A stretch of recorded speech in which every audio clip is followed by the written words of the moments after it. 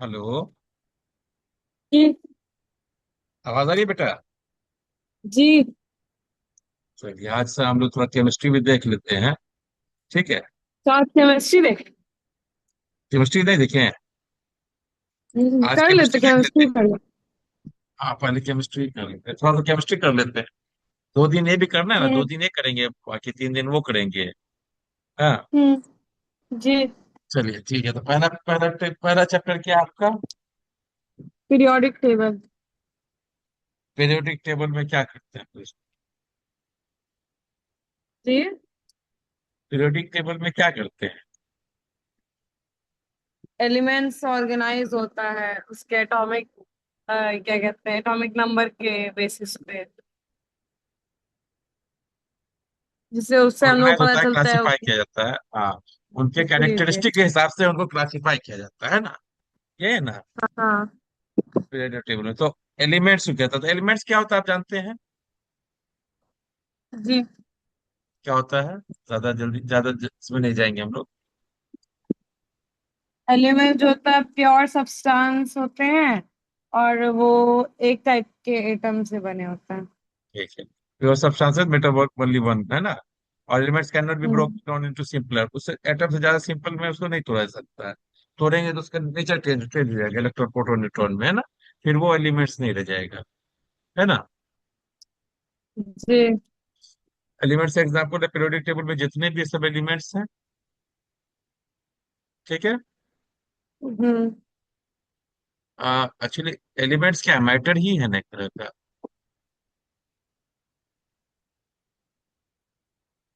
जी। Hello. Hello. Elements एक matter ही है, matter ही है, सब्सटेंस ही है। जी।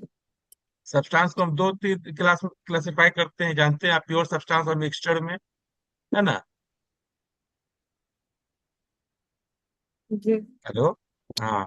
तो प्योर हाँ। सब्सटेंस और कंपाउंड्स आता है, ये सब आप जानते हैं। हम एलिमेंट्स में से ज्यादा इसमें नहीं जाएंगे। ठीक है। ये आप जानते होंगे, बेहतर नहीं जानते हो तो बोलिए। हम्म। जानते हैं, ठीक है। तो क्या है, if a substance contains only one kind of atom it is element, है ना। जैसे गोल्ड वगैरह हो गया। और कंपाउंड क्या है, कंटेन्स टू और more different elements chemically bond in a fixed proportion, ये कंपाउंड होता है। जानते हैं, ये भी प्योर सब्सटेंस का ही है ना। जी। हेलो। हाँ। डिफरेंस अगर देख ले एलिमेंट्स, कंपाउंड और मिक्सचर में, तो एलिमेंट्स जो होता है एक एटम का बना होता है।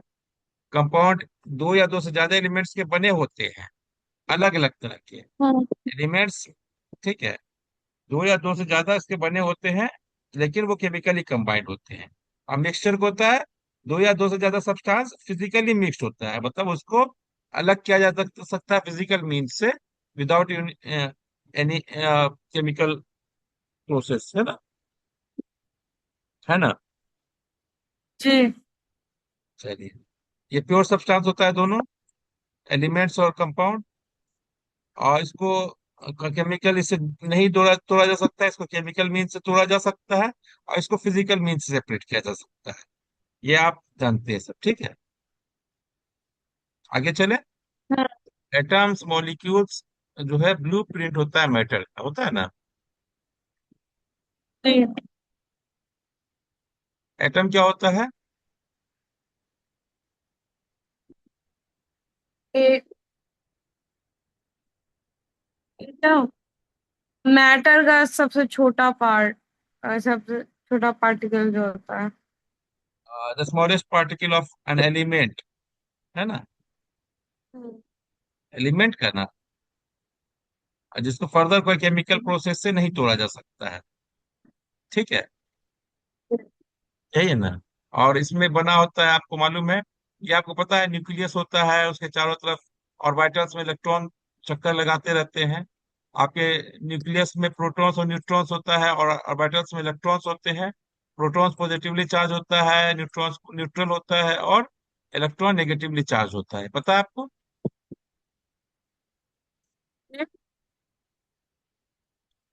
ये तो पता है ना, एटम्स कैसा बना होता है। एटम्स के बीच में न्यूक्लियस होता है ना। हम्म। उसके चारों तरफ इलेक्ट्रॉन चक्कर लगाते रहते हैं। इलेक्ट्रॉन नेगेटिवली चार्ज होता है। प्रोटॉन जो न्यूक्लियस में होता है पॉजिटिवली चार्ज होता है। और न्यूट्रॉन जो है न्यूट्रल होता है ना। न्यूट्रल होता है। हम्म। एलिमेंट्स, एटम्स हो ही जाएगा। आयरन में आयरन का एटम होगा। कार्बन में, कार्बन एक एलिमेंट है तो कार्बन का एटम होगा। ऑक्सीजन है तो ऑक्सीजन में ऑक्सीजन का एटम होगा। मॉलिक्यूल्स किसको बोलते हैं? ये इस चैप्टर का नहीं है, लेकिन फिर भी एक बार मॉलिक्यूल्स बता दीजिए आप ही। मॉलिक्यूल्स, मॉलिक्यूल्स क्या कहते हैं? हाँ, एटम मिलके मॉलिक्यूल बनता है। फाइंड कीजिए। और ये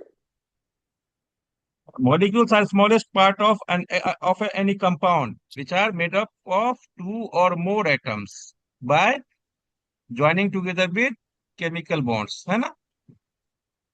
हम्म। यही ना होता है। और इनमें एटम्स को अलग किया जा सकता है सिर्फ केमिकल प्रोसेस के थ्रू। फिजिकल प्रोसेस के थ्रू नहीं किया जा सकता है ना। जी। एलिमेंट्स के भी मॉलिक्यूल्स होते हैं, जैसे ऑक्सीजन है, O2 लिख देते हैं तो ये एलिमेंटल है। एलिमेंटल मॉलिक्यूल है, मतलब होमो, इसको बोलते हैं होमो एटम, होमो एटॉमिक, मतलब एक जैसा एटम है दोनों, है ना।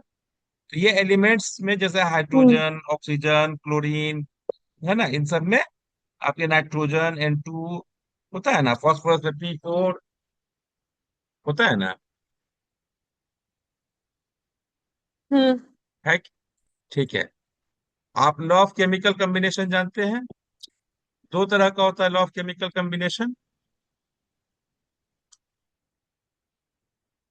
एक होता है law of conservation of mass, है ना। हम्म। तो बोल रहा है कोई भी केमिकल रिएक्शन में मास can neither be created nor be destroyed, है ना। हाँ। तो ये एक तरह का होता है। दूसरा लॉ ऑफ डिफिनिट प्रोपोर्शन, मतलब कोई भी कंपाउंड बनेगा तो उसमें दो या दो से ज्यादा मॉलिक्यूल्स अगर कंबाइन कर रहे हैं तो उनका रेशियो फिक्स होगा हर इसके कंपाउंड के लिए, है ना। जी जी। चाहे मास के टर्म में हो चाहे नंबर के टर्म में, है ना। हम्म। एटॉमिक मास किसको बोलते हैं? एटॉमिक मास, हाँ। एटॉमिक मास क्या बोलते हैं? हाँ। एटॉमिक मास वही क्या कहते हैं, वो प्रोटॉन और न्यूट्रॉन का जो मास मिला के होता है ना। वो हम बोलते हैं मास नंबर बोलते हैं, है ना। तो क्या बोला जाता है? अच्छा मास हाँ, वो number. Mass atomic number. Mass हो गया कि कार्बन 12 के ठीक है, वे, वेट, एक एटम के वेट के 1/12 पार्ट को लेके चला जाता है। उसको हम एटॉमिक मास बोलते हैं, जनरली उससे ही आता है। ओके, कार्बन 12 के तो 12वें 1/12 पार्ट को, ठीक है, अच्छा जी।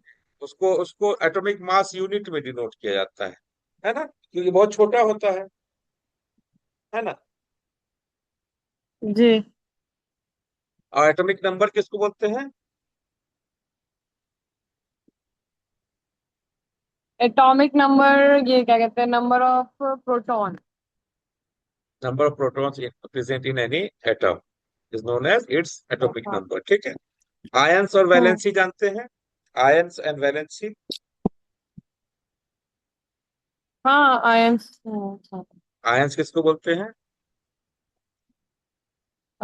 जिसमें नेट चार्ज हो, क्योंकि अगर मतलब उसमें क्या कहते हैं, आयंस है प्रोटॉन और इलेक्ट्रॉन। हाँ। Ions are ions are substances, है ना, formed by either gaining or losing of electron, है ना। इलेक्ट्रॉन।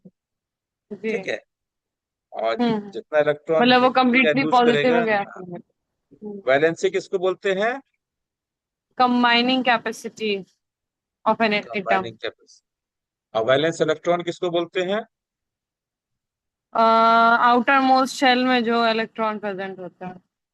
वो एटोमिसिटी बोलते हैं, सॉरी, वैलेंसी बोलते हैं इसको। ठीक है, वैलेंशियल की। Valence electron, valence electron. Atomicity जानते हैं किसको बोलते हैं? हाँ। Atomicity, atomicity. एटोमिसिटी बोलते हैं किसी भी मॉलिक्यूल में कितने एटम्स प्रेजेंट हैं। ठीक है, अच्छा। किसी भी हम्म। इसमें मॉलिक्यूल में अगर एक जी। अकेला है, एटम है, तो मोनोएटॉमिक एटम हो गया, एक एटम, जैसा हीलियम, नियोन, आर्गन, है ना। और जितने भी मेटल्स है, सोडियम, पोटेशियम, कैल्शियम, ये सब अकेले रहता है, तो ये मोनोएटॉमिक है, ये एटम ही हो गया। बाद में यहाँ से आपके मॉलिक्यूल शुरू हो जाएंगे, जैसे डायटोमिक। डायटोमिक मतलब जैसे दो एटम्स होंगे, है ना। जैसे H2, O2, N2, ये लेकिन हम्म। होमो एटोमिक है, होमो एटोमिक भी बोल सकते हैं इसको, लेकिन अब लेकिन HCl जैसे हो गया, हाइड्रोजन क्लोराइड, है ना। HCl, हाइड्रोक्लोरिक एसिड, ये भी आपको हम्म। डायटोमिक है, लेकिन ये हेट्रोएटोमिक है, हेट्रोडायटोमिक बोल सकते हैं, है ना। और ये हम्म। होमोडायटोमिक। अब पॉलीएटोमिक है, मतलब बहुत ज्यादा एटम्स है, दो या दो से ज्यादा है, जैसे O3, ओजोन हो गया, फास्फोरस का P4, सल्फर का S8, है ना। ये सब होमोएटोमिक के ही एग्जाम्पल है। अब जैसे दूसरे में मॉलिक्यूल्स में, जैसे वाटर में तीन मॉलिक्यूल्स है, तीन एटम्स है, हाइड्रोजन के दो, ऑक्सीजन के एक, तो वो हेट्रोएटॉमिक हो गया ना। हाँ। चलिए एक चीज हम आपको और बता देते हैं, यहाँ पर आपको शायद बहुत आगे काम आएगा। जितने भी ग्रीन हाउस गैसेस होते हैं ना, ठीक है, वो हम्म। हेट्रोएटॉमिक होते हैं। जितने भी हेट्रोएटॉमिक गैसेस होंगे वो ग्रीन हाउस गैस की तरह काम करेगी। ठीक है, क्योंकि उसमें एनर्जी एब्जॉर्ब करने की कैपेबिलिटी होती है, जैसे वाटर, मीथेन, कार्बन डाइऑक्साइड, है ना। ये सब हेट्रोएटॉमिक है। अगर आपको बहुत सारे ऑप्शन दिए हुए हैं कि इसमें कौन कौन से जो है ग्रीन हाउस गैस है, तो वो सब आप लिख सकते हैं, जो जो हेट्रोएटॉमिक होगा वो सब ग्रीन हाउस गैस होगा। ठीक है। हम्म। जी। एलिमेंट्स को फर्दर क्यों नहीं तोड़ा जा सकता है, इसमें हम नहीं जाएंगे, आप जानते हैं, क्योंकि एटम्स, एलिमेंट सिर्फ और सिर्फ एक ही टाइप के एटम्स का बना होता है। उसको फर्दर तोड़ेंगे तो वो हम्म। इलेक्ट्रॉन, प्रोटॉन और न्यूट्रॉन में टूट जाएगा, तब उसके बाद एलिमेंट्स का वो एग्जिस्टेंस ही नहीं रहेगा, है ना। ठीक है कि नहीं। जी। चलिए, तो एलिमेंट्स को फर्दर नहीं तोड़ा जा सकता है जो एटम्स के नीचे। ठीक, तो हम लोग आ जाते हैं जी। Early classification. तो अब हाँ, इसको वो तो खैर एटम्स, एलिमेंट्स हम पढ़ लिए, तो एलिमेंट्स को ना, इतने सारे एलिमेंट्स अभी हैं, कितने एलिमेंट्स अभी हैं, अभी हम्म। कितने नोन एलिमेंट्स, अभी टोटल कितने नोन एलिमेंट्स हैं? नोन एलिमेंट्स हाँ। एज 118। हाँ, 118 ही है ना। हाँ। श्योर नहीं हो? हाँ, 118। नहीं, 118 ही है। चलिए, तो क्यों जरूरत पड़ा क्लासिफिकेशन का? अब इतने सारे एलिमेंट्स हैं, इतने सारे एलिमेंट्स को हर किसी को सिंगल सिंगल इसके बारे में जानना तो मुश्किल है, रखना, याद रखना, है ना। हम्म। तो उनको कुछ कैरेक्टरिस्टिक के हिसाब से उन सबको ग्रुपिंग कर दिया गया, है ना। ग्रुपिंग कर दिया गया मतलब जो सिमिलर कैरेक्टर वाले होंगे उनको एक जगह रख दिया गया, तो हम जान जाएंगे कि इस जगह एक ग्रुप में जो जो है, या या तो उनका ये कैरेक्टर रहेगा, है ना। तो ये ग्रुपिंग करने का या क्लासिफिकेशन बोल सकते हैं, इसको क्लासिफाई कर दिया गया। ठीक है, क्लासिफाई कर दिया गया कि हम उसको सिमिलरिटी के हिसाब से, कुछ कुछ एटम्स जो हैं या एलिमेंट्स सिमिलर हैं कैरेक्टरिस्टिक के फर्क, कुछ कैरेक्टरिस्टिक्स में, तो उन सबको हम लोग एक साथ रख देंगे, ताकि हमको पता रहेगा ये सब एक साथ वाले ग्रुप वाले हैं, तो इनको हम एक जैसा कैरेक्टरिस्टिक है ना। तो इसका कोशिश हम्म। ये देखिए, as more and more elements were discovered, scientists realized that simply keeping a list of elements was not enough। सिर्फ लिस्ट रख लेंगे हम 117 18 का, तो हमको कोई फायदा तो नहीं ना है, हमारे पास लिस्ट 118 एलिमेंट्स का, लेकिन हमको कोई पता नहीं है। जब तक हमको एक सिस्टमेटिक मेथड उनको अरेंज करने का, एलिमेंट्स को उनके प्रॉपर्टीज के हिसाब से नहीं पता होगा तब तक हमको आसानी नहीं होगा सबके बारे में जानना, सबके बारे में सबका कैरेक्टरिस्टिक पता करना, है ना? है कि नहीं? हम्म। तो बहुत सारे अटेम्प्ट किए गए क्लासिफाई करने के लिए एलिमेंट्स के, और उनको धीरे धीरे उनमें जो भी लिमिटेशंस थे उनको हटा हटा करके फिर अभी जो हम लोग मॉडर्न पीरियोडिक टेबल है वो बना। मॉडर्न पीरियोडिक टेबल क्या है? एक क्लासिफिकेशन ऑफ एलिमेंट्स है बेस्ड ऑन देयर प्रॉपर्टीज, है ना? है ना? हम्म। हाँ। तो वाई वाज क्लासिफिकेशन नेसेसरी? तो आप समझ गए कि बहुत सारे एलिमेंट्स को एक साथ रखने से हमको कोई फायदा नहीं है, तो उनको क्लासिफाई करना जरूरी है। क्लासिफाई करने से क्या फायदा होगा? प्लेस एलिमेंट्स विथ सेवन, एक एलिमेंट, एक जैसे एलिमेंट्स को सिमिलर प्रॉपर्टीज के हिसाब से एक साथ रख सकते हैं। उनके फिजिकल और केमिकल प्रॉपर्टीज को हम इजीली जान सकते, कंपेयर कर सकते हैं, है ना?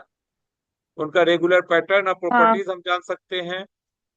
और क्या है? Make the study of large number of elements simpler and systematic. बहुत 116 18 जितने आपके एलिमेंट्स हैं उन सब के क्या बोलते हैं, स्टडी को सिंपलर और सिस्टमेटिक ढंग से किया जा सकता है ना? किया जा सकता है ना? और जी। उसके बाद अनडिस्कवर्ड हो सकता है, आगे आने वाले समय में डिस्कवर हो जाए कुछ एलिमेंट्स, तो उनके हिसाब से उनको फिर प्रेडिक्ट किया जा सकता है आगे कि भैया आगे हो सकता है ये डिस्कवर होगा तो इनका ये कैरेक्टरिस्टिक हो सकता है, होगा, है ना? हाँ, हम्म। है ना? हाँ। तो इसमें आपको बहुत सारे लोग कोशिश किए, जिनमें एक लेवोजियर का क्लासिफिकेशन है जो आपके बुक में नहीं है ना? आपके इसमें डोबेरेनर्स ट्राइड है, न्यूलैंड्स ऑक्टेव, न्यूलैंड्स का लॉ ऑफ ऑक्टेव है, और मेंडलीव का पीरियोडिक क्लासिफिकेशन है। ठीक है। उसके बाद हम लोग फिर आप मेंडलीव के बाद अपडेट कर लिया मोसले ने, है ना? यही है ना जो मॉडर्न पीरियोडिक टेबल कहलाया? यही है। हम्म। तो एक एक करके क्लासिफिकेशन चलते हैं। लेवोजियर ने किया, इसको आपको नहीं है लेकिन फिर भी लेवोजियर ने क्या किया, एक पुराने साइंटिस्ट थे, उन्होंने क्या किया, list of substances that were regarded as elements और group them according their observable physical and chemical property. उनका फिजिकल और केमिकल प्रॉपर्टी के हिसाब से लेवोजियर ने क्लासिफाई किया, क्या क्या, मेटल्स और नॉन मेटल्स में, है ना? हम्म। मेटल्स में और नॉन मेटल्स में क्लासिफाई किया लेबोजियर ने। तो ठीक है, उस समय कम थे तो उन्होंने मेटल्स नॉन मेटल्स से बांट दिया। ठीक है। मेटल्स में आयरन हम्म। कॉपर सिल्वर गोल्ड रखा, नॉन मेटल्स में ऑक्सीजन कार्बन सल्फर रखा। ये 1789 की बात है, उस समय बहुत सारे एलिमेंट्स नहीं पता था, तो इन्होंने सिंपली फिजिकल और केमिकल देखा कि उनका प्रॉपर्टीज क्या है, तो कुछ को मेटल्स में रख दिया, कुछ को नॉन मेटल्स में रख दिया। लेकिन उससे तो दिक्कत था ना कि फिर अब सारे मेटल्स में भी तो सब अलग अलग कैरेक्टरिस्टिक रख सकता है ना? जब धीरे धीरे ज्यादा डिस्कवर होने लगा तो प्रॉब्लम शुरू हो गया, हुआ कि नहीं? तब जी। आपको शुरू किया, तब क्या किया उन्होंने, लेबोजियर की क्लासिफिकेशन का लिमिटेशन, फायदा था कि वो जो बेसिक आइडिया शुरू किया उन्होंने, है ना? लेकिन क्लासिफिकेशन उसमें दिक्कत क्या था, ये बहुत ब्रॉड था। ब्रॉड मतलब क्या है, सील से कुछ मेटल्स, या तो मेटल्स होंगे नॉन मेटल्स होंगे, इसके अलावा उनको कुछ और कोई प्रॉपर्टी से ज्यादा ही नहीं था, है ना? सिर्फ मेटल के प्रॉपर्टी जो दिख रहे हैं वो मेटल में चले जाएंगे, और नॉन मेटल्स की जो प्रॉपर्टी देख रहे हैं वो नॉन मेटल्स में चले जाएंगे। ठीक है। तो ब्रॉड ग्रुपिंग नहीं कर सकते, ये ब्रॉड ग्रुपिंग था। फिर जो है पीरियोडिक पैटर्न और इस सब में प्रॉपर्टीज में नहीं आया था इसमें, है ना? लेकिन फिर भी जी। इन्होंने शुरू कर दिया क्लासिफिकेशन का, ये स्टार्ट तो किए ना। इसके बाद आए कौन हमारे पास, डोबेरिनर। कौन आए? डोबिलिन है। तो डोबेरिनर का क्या बोलते था, ट्राइड्स। ट्राइड्स क्या बोलते हैं? टाइड्स। ट्राइड्स का मतलब क्या होता है, तीन। ट्राई मतलब तीन होता है ना, तीन के ग्रुप को ट्राइड्स बोलते हैं, जानते हैं ना? जानते हैं? जी। हाँ। तीन के ग्रुप को ट्राइड बोलते हैं। हाँ। हाँ। तो ये 1829 में जर्मन फिजिक केमिस्ट थे जॉन वोल्फगैंग डोबरिनर। ठीक है। उन्होंने एक अटेम्प्ट किया। क्या किया? उन्होंने देखा कि certain elements could be placed into groups of three because they had similar chemical properties. तीन सिमिलर प्रॉपर्टीज वाले को ग्रुप करके रखा गया। लेकिन उसमें क्या बोला गया, यहाँ पर उन्होंने क्या बोला देखिए, बोला a Dobereiner triad is a group of three chemically similar properties arranged in increasing order of their atomic masses.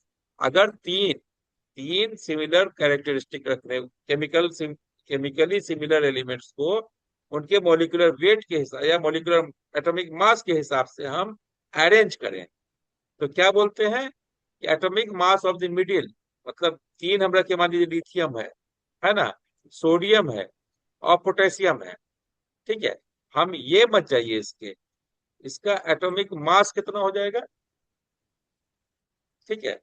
Atomic mass के हिसाब से करें तो लिथियम का 7 है, सोडियम का 23 है मास नंबर, और अप्रोक्सीमेटली है, और ये 39 है। इन्होंने क्या कहा कि mean of the atomic mass of the first and third element, पहला और तीसरा एलिमेंट का मीन जो होता है, मीन जानते हैं ना, दोनों को जोड़ के दो से डिवाइड कर दो, एवरेज बोल सकते हैं, ठीक है। तो हम्म। वो जो है बीच वाले के बराबर होगा, तो यही ट्राइड है। मतलब हमने तीन रखा, लिथियम, सोडियम और पोटेशियम, तीनों का केमिकल प्रॉपर्टी एक जैसा है लगभग, ठीक है। इनको इनके एटॉमिक मास के हिसाब से हम अप्रोक्सीमेटली जो है, उस समय एग्जैक्ट नहीं मालूम, तो उनको रखे अरेंज करने में, तो पहला और तीसरा का जो एटॉमिक मास का जो एवरेज होगा वो बीच वाले के एटॉमिक मास के बराबर होगा, है ना। देखिए 739, तो 46 डिवाइडेड बाई 2, तो 23 हो गया, हुआ ना। हाँ, हम्म। तो जी। ये उन्होंने कहा। तो लिथियम सोडियम पोटेशियम एग्जाम्पल है। तो उन्होंने उस समय जो था रिलेशन एटॉमिक मास और प्रॉपर्टी ऑफ एलिमेंट्स का कोशिश किया उन्होंने देने का, है ना, ठीक है। लेकिन इनके इसमें जी। इम्पोर्टेंस क्या है, इनका क्या है, बहुत सारे थे, जैसे अल्कली मेटल्स हो गए, उसी तरह कैल्शियम स्ट्रोंशियम बेरियम है, उसी तरह क्लोरीन ब्रोमीन आयोडीन है। तो उस तरह बहुत सारे एलिमेंट्स नहीं थे, लेकिन फिर भी आपको अ, आपको फिर भी उन्होंने अरेंज किया, ये रीजनेबली सेम है, मतलब आपको एग्जैक्ट नहीं होता है लेकिन उसके आसपास हो रहा है, ठीक है, ठीक है। तो अगर एग्जैक्ट सेम होना भी जरूरी, कि मास है ना वो तो, ठीक है। हेलो, जी। अच्छा, मास नंबर क्या होता है, ये क्लोरीन का मास नंबर 35.5 क्यों होता है मालूम है। मास नंबर क्या? Mass number. मास नंबर होता है प्रोटॉन और न्यूट्रॉन के नंबर को ऐड कर देते हैं, मास नंबर कहलाता है ना। हाँ। जी। तो क्लोरीन का 35.5 माना जाता है, क्यों। हम्म। क्लोरीन के दो जो होते हैं आइसोटोप्स होते हैं, एक 37 होता है नेचर में, और एक होता है 35, ठीक है। 35 जो होता है हम्म। ना, 75% पाया जाता है नेचर में, 75%। और 37 जो होता है 25% होता है। इसलिए एवरेज जब निकालते हैं ना, तो ये 35.5 आता है, तो ये एवरेज मॉलिक्यूलर वेट लेके चलते हैं इसका, मास नंबर, ठीक है। इसलिए एग्जैक्ट नहीं आता है। अगर 35 लेके चले हम्म। या 30, ठीक है, तो उसे बीच में आ रहा है, 80 के जी। आसपास आ जाएगा, है ना, ठीक है। हम्म। तो ये बीच डोमिनर का आइडिया, डोमिनर ने बताया कि मास नंबर बीच वाले के सेम रहता है, या उसके अप्रोक्सीमेटली भी होगा, एग्जैक्ट जरूरी नहीं एग्जैक्ट ही हो जाए, तो ये बोला गया था। लेकिन इनके कुछ लिमिटेशंस भी थे। इनका इन्होंने शुरू किया, इन्होंने हमें आइडिया दिया इस तरह से भी अरेंज किया जा सकता है, किया जा सकता है ना। लेकिन इनका प्रॉब्लम क्या था कि limited number of elements he known था, इसलिए तीन तीन के अरेंज किया जा सकता है। लेकिन अगर मान में चार या पांच या छह एक केमिकल प्रॉपर्टीज, एक जैसा केमिकल प्रॉपर्टीज वाले एलिमेंट्स आ जाते हैं, तो फिर उनको कैसे अरेंज करते हैं, है ना, है कि नहीं है। हम्म। हम्म। जैसे अभी हमको उस समय चलिए तीन मालूम था, मान लीजिए इसके बाद एक और सीजियम आ जाता है, लिथियम सोडियम पोटेशियम था, एक सीजियम और आ जाता है, इसको कैसे अरेंज करते हैं हम लोग, नहीं ना कर सकते हैं, हाँ। नहीं। तो आपको कुछ को किया गया, लेकिन बहुत सारे को नहीं किया जा सकता था, ये लिमिटेड नंबर को ही कर सकता था, तो इनका लिमिटेशंस था। तो इन लिमिटेशंस को दूर करने के लिए हम लोगों को न्यूलैंड्स आ गए। कौन आ गए? न्यूलैंड। कौन थे? न्यूलैंड्स का क्या है? ऑक्टेव है। क्या है? ऑक्टेव। ऑक्टेव का मतलब क्या होता है? आठ। अब क्या किया हम्म। उन्होंने? क्या किया कि उन्होंने बताया जैसे म्यूजिक में सा रे गा मा पा धा नी सा होता है ना? होता है कि नहीं? हाँ तो ये जो जी। धुन है, ये धुन है, तो इस धुन का सा, और ये रिपीट हो जा रहा है आठवें पे फिर, है ना? हो रहा है ना? हम्म। हम्म। एक और उसी तरह इंग्लिश में जो होता है डो रे मी, इस होता है ना, इसमें भी डो के बाद लास्ट में आठवां डो फिर सेम हो जाता है।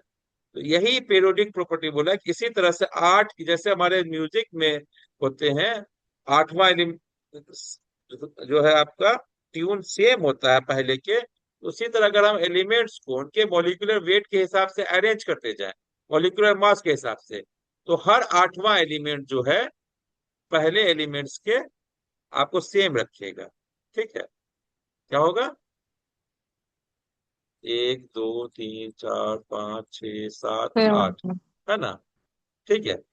फिर सोडियम आ गया, देखिए दो है ना, दो के बाद लिथियम, फिर सोडियम आ जाएगा, है ना? इन दोनों प्रॉपर्टी एक जैसा होगा। बेरिलियम है तो बेरिलियम जो है मैग्नीशियम की तरह का सेम प्रॉपर्टी रखिए, क्योंकि इसका आठवां ये होता है ना? इसका, इसके बाद इसका आठवां ये है। तो क्या बोला गया कि डोब्रिनर की ट्राइड को हटा करके इन्होंने बोला Newlands arrange the known elements in increasing order of atomic mass. Atomic mass के हिसाब से अरेंज किया। और क्या क्या? द प्रॉपर्टीज ऑफ एवरी आठ element were similar to those of the first element. हर आठवां एलिमेंट जैसे ये है, इसका जो है ना बोरोन से सेम रहता है। क्यों? ये पहला मान लो तो इसके आठवां वाला एलिमेंट एल्यूमिनियम हो जाएगा। तो हर आठवां एलिमेंट जो होता है, हम्म। अब उसके जहां से शुरू कर रहे हैं उसके सेम होता है, अगर मॉलिक्यूलर, सॉरी, एटॉमिक मास के हिसाब से हम उनको अरेंज किए हैं तो। ठीक है? है ना? हम्म। हम्म। तो क्या क्या इन्होंने कहा कहा कि elements arrange in increasing atomic mass show the periodic repetition. Periodic repetition हुआ ना, हर आठ के बाद रिपीट हो रहा है। हो रहा है कि हम्म। केमिकल प्रॉपर्टी अगर एटॉमिक मास के हिसाब से अरेंज करते हैं, तो हर आठवां एलिमेंट पहले वाले एलिमेंट्स के सेम रखता है। ठीक है? तो इसको इन्होंने आइडिया दिया, लेकिन इसमें भी लिमिटेशंस बहुत सारे थे। तो लेकिन फिर भी ये पीरियोडिसिटी को यहाँ से शुरू किया है इन्होंने। ठीक है? पीरियोडिसिटी कहाँ से शुरू हुआ? न्यूलैंड के आइडिया से आया पीरियोडिसिटी, है ना? हम्म। ट्रायड में पीरियोडिसिटी नहीं ना था। हाँ। ट्रायड में तो था कि वो आपको तीन एलिमेंट रहेंगे, तो बीच वाला एलिमेंट जो है दोनों एलिमेंट्स के मास के, एटॉमिक मास के एवरेज के बराबर होगा। पीरियोडिसिटी तो कुछ नहीं आ रहा है कहीं पर, नहीं आ रहा है। उन्होंने अरेंज करने की कोशिश की एटॉमिक मास के हिसाब से। तो फिर न्यूलैंड ने क्या किया? उस एटॉमिक मास को लेके चले, लेकिन वो पीरियोडिसिटी दिया कि एक पीरियड के बाद कैरेक्टरिस्टिक रिपीट हो रहा है ना? है कि नहीं? हेलो? हाँ जी। तो आगे चलते हैं, इनके भी जी। लिमिटेशंस थे। इनका इनका जो है इसी तरह से तो आप समझ गए कि आठवां एलिमेंट जो है आपको जैसे लिथियम से शुरू किए, तो beryllium, boron, carbon, nitrogen, oxygen, fluorine, फिर सोडियम आ जाए, है ना? उस समय तक हीलियम और जो आपको नोबेल गैस है नोन हम्म। नहीं था, पता नहीं था, है ना? इसलिए वो नहीं आ रहा था, नहीं तो आठवां की जगह नौवां आता, हम्म। यही ना था। लेकिन उस समय नोन नहीं था, तो वो हो गया। ठीक है? जी। तो बेरिलियम और magnesium so same similar property होता है, ये जान के आठवां। तो पहला, आठवां, पंद्रवां, है ना? ऐसे जो एलिमेंट्स में अरेंज कर देंगे ऑर्डर में, इंक्रीजिंग ऑर्डर में, तो उनका पंद्रवां के बाद बाईसवां, बाईस के बाद उनतीसवां, है ना? ये सब सेम प्रॉपर्टी रखेगा, यही ना होगा?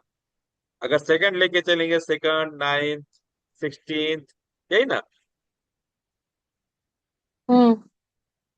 तो ये आपको उस तरह से रिपीट होता जाएगा। तो न्यूलैंड्स का आपको समझ में आया? न्यूलैंड्स ने क्या कहा था कि if elements are arranged in increasing number of their atomic mass, every earth elements have similar chemical property of the first element। यही ना होगा? हम्म। ठीक है, तो ये आपको समझ में आ गया। तो डोबेरिनर और न्यूलैंड के ऑक्टेव में कुछ कंपैरिजंस था। इन्होंने 3 एलिमेंट्स को लेके चले थे, ये 8 एलिमेंट को लेके चले, है ना। ये ट्राइड लेके चले थे, हम्म। ये ऑक्टेव लेके चले, और ये इंक्रीजिंग ये मास का एवरेज लेके चल रहे थे, और ये इंक्रीजिंग एटॉमिक मास लेके चल रहे थे, ऑक्टेव, है ना, है कि नहीं। हम्म। और इसका इनका कहना जी। था कि मिडिल एटॉमिक मास जो होता है बाकी दोनों के एवरेज के बराबर होता है ना। और इनका क्या कहना होता है कि हर 8वां एलिमेंट पहले एलिमेंट्स के सेम होगा, यही ना होगा कैरेक्टरिस्टिक में। हम्म, जी। है कि नहीं। पहला एलिमेंट जो है 8वां एलिमेंट के हम्म। सेम होगा कैरेक्टरिस्टिक में, यही ऑक्टेव हम्म। था। और इनके क्लासिफिकेशन के हिसाब से हम बहुत कम ही एलिमेंट्स को क्लासिफाई कर सकते थे, है ना। जी। ठीक है, और इनके हिसाब से हम सिर्फ हल्के हल्के एलिमेंट्स को कर सकते थे। भारी एलिमेंट जब होता है ना, ठीक है, तब दिक्कत होता है हम लोग। जैसे उस समय था हमारे प्लूटोनियम, वुल्फ्रेनियम, ठीक है, सब में चले जाए हम लोग, टंगस्टन में वगैरह में, तो वहां दिक्कत हो जाता है। प्लूटोनियम, है ना, रेडियम, इन सब में दिक्कत हो सकता था ना, एटॉमिक मास बहुत ज्यादा ज्यादा होता है ना, तो फिर हम्म। वहां पर। और दूसरा ये भी था इनके में प्रॉब्लम, ऑक्टेव में क्या था, अगर हम आइसोटोप रखें, आइसोटोप किसको बोलते हैं,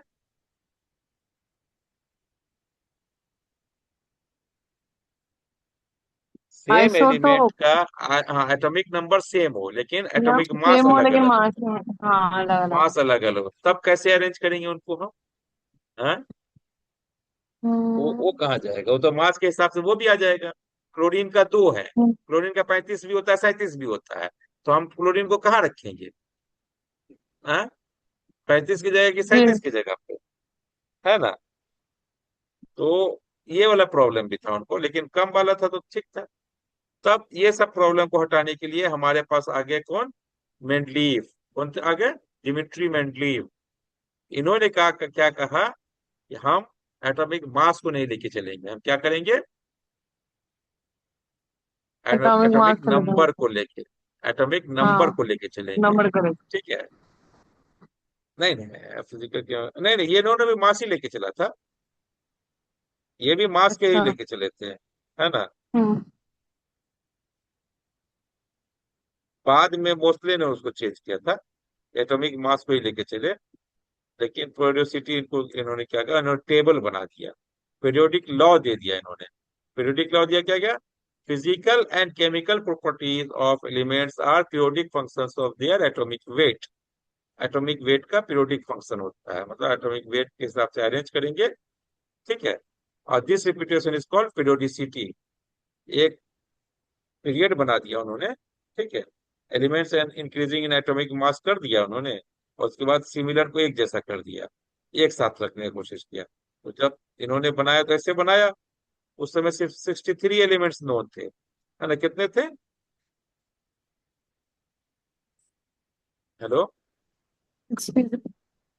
हाँ। तो उन्होंने अरेंज कर दिया, हाइड्रोजन हीलियम नहीं पता था उस समय, तो इसलिए वो वाला ग्रुप नहीं बना था। ठीक है, एक कैरेक्टरिस्टिक, फिर लिथियम का कैरेक्टरिस्टिक, सोडियम का कैरेक्टरिस्टिक, ये ऐसे अरेंज कर दिया उन्होंने, एटॉमिक मास, एटॉमिक मास के हिसाब से अरेंज करने लगे, और सेम ग्रुपिंग कर दिए। तो ऐसे ये सब ये एक पीरियड हुआ, ये दूसरा पीरियड, उन्होंने पीरियड और ग्रुप में क्लासिफाई कर दिया, क्या कर दिया, पीरियड्स और क्लासिफाई करते हैं। ग्रुप्स में, है ना। लेकिन एटॉमिक मास के हिसाब से ही। ये ऐसे लंबे लंबे को उन्होंने क्या कहा, बोला एक ग्रुप है, ये दूसरा ग्रुप है, तो 8 ग्रुप में बांट दिया उन्होंने। न्यूलैंड के ऑक्टेव को ही लेकर के एक तरह से इन्होंने चला, लेकिन इन्होंने टेबुलर फॉर्म में बना दिया, पीरियोडिक क्लासिफिकेशन कर दिया, है ना। हाँ, है कि नहीं, हेलो। जी। जी। पीरियोडिक क्लासिफिकेशन किया। तो क्या बोला इन्होंने, मेनलीफ अरेंज, उन्होंने 63 थे, तो पीरियोडिक रिपीटेशन ऑफ प्रॉपर्टीज के हिसाब से उन्होंने अरेंज किया। तो उन्होंने वर्टिकल कॉलम को ग्रुप कहा। वर्टिकल कॉलम्स है ना, ये ऐसे ऐसे ऐसे करके 3 नंबर, 4 नंबर और रोमन नंबर से डिनोट कर दिया। और हॉरिजॉन्टल रोज को उन्होंने क्या कहा, पीरियड्स कह दिया। First period, second, third, fourth, fifth, seventh period तक उन्होंने कर दिया, है ना। क्यों? हम्म। तो ग्रुप्स देखिए, ग्रुप्स ऐसे वर्टिकल कॉलम्स को ग्रुप कहा। Vertical columns elements in the same group have similar chemical property. एक ही ग्रुप में जो भी रहेंगे वो एक जैसा प्रॉपर्टी रखेंगे, दूसरे ग्रुप वाले, ये सब ग्रुप वाले एक प्रॉपर्टी रखेंगे, है ना। और हॉरिजॉन्टल रोज जो होता है, period have gradually changing properties. और पीरियड जो होता है ऐसे रो वाले, रो को पीरियड बोला ना उन्होंने, रो में ग्रेजुअल जो कैरेक्टरिस्टिक चेंज हो रहा है उनके हिसाब से अरेंज कर दिया गया, है ना। ठीक है।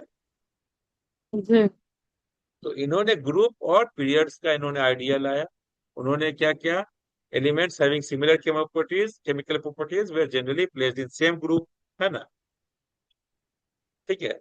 लिथियम, सोडियम एंड पोटेशियम जैसे था, लिथियम, सोडियम, पोटेशियम। और बाद में और डिस्कवर हुआ तो उन्होंने रखा, लेकिन ये कॉपर, सोडियम, सीजियम, ठीक है, उन्होंने अरेंज कर दिया अपना उस हिसाब से। लेकिन यहाँ पर उन्होंने क्या दिया था, एटॉमिक, मेडलीफ ने क्या लिया, एटॉमिक वेट के हिसाब से ना। एटॉमिक मास के हिसाब से किया। तो यहाँ पर हम्म। इनके में भी वही प्रॉब्लम आ जाएगा कि जब हम ये रहेगा, आइसोटोप्स को कहाँ रखेंगे, आइसोटोप्स होगा ना, क्लोरीन का हाँ। 37 है, तो इसको यहाँ रखे तो आगे एक और क्लोरीन आना चाहिए, पता है ना। कार्बन का 2 होता है, कार्बन का 12 भी होता है, कार्बन का 14 भी होता है। तो कार्बन 14 यहाँ रख देंगे अगर, तो ये नाइट्रोजन और कार्बन का तो एक जैसा नहीं होता कैरेक्टरिस्टिक, नहीं ना होता है। हम्म। तो ये तो दिक्कत का बात है। तो ये एटॉमिक मास के हिसाब से इनका सिर्फ और ये था। और दूसरा था ट्रांजिशन एलिमेंट्स जो थे ना, बाद में आप जो टेबल पढ़ते हम लोग आगे देखेंगे।